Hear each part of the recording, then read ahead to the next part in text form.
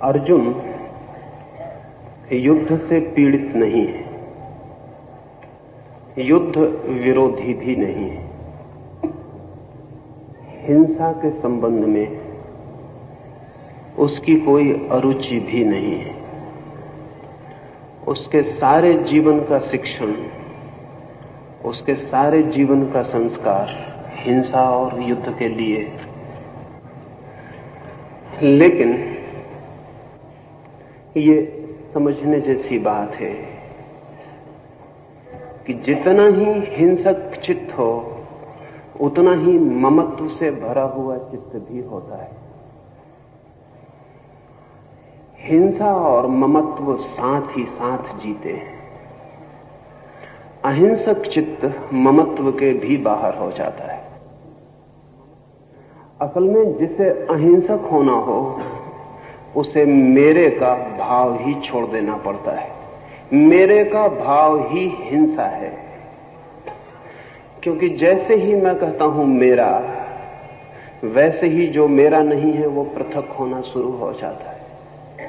जैसे ही किसी को मैं कहता हूं मित्र, वैसे ही किसी को मैं शत्रु निर्मित करना शुरू कर देता हूं। जैसे ही मैं सीमा खींचता हूं अपनों की, वैसे ही मैं पराओं की सीमा भी खींच देता हूं।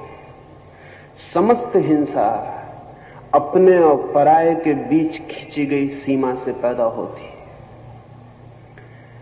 इसलिए अर्जुन शिथिलगात हो गया, उसके अंग अंग शिथिल हो गए।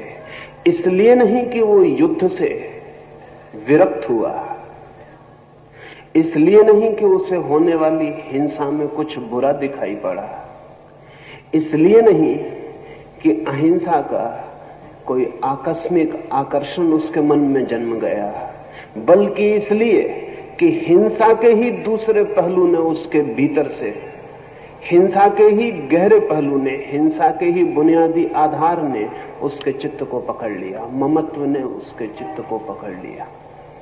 ममत्व हिंसा ही है। इसे न समझेंगे तो फिर पूरी गीता को समझना कठिन हो जाएगा। जो इसे नहीं समझ सके उन्हें ऐसा प्रतीत होता है कि अर्जुन अहिंसा की तरफ झुकता था, कृष्ण ने उसे हिंसा की तरफ झुकाया। जो अहिंसा की तरफ झुकता हो उसे कृष्ण हिंसा की तरफ झुकाना नहीं चाहेंगे। जो अहिंसा की तरफ झुकता हो उससे कृष्ण चाहे भी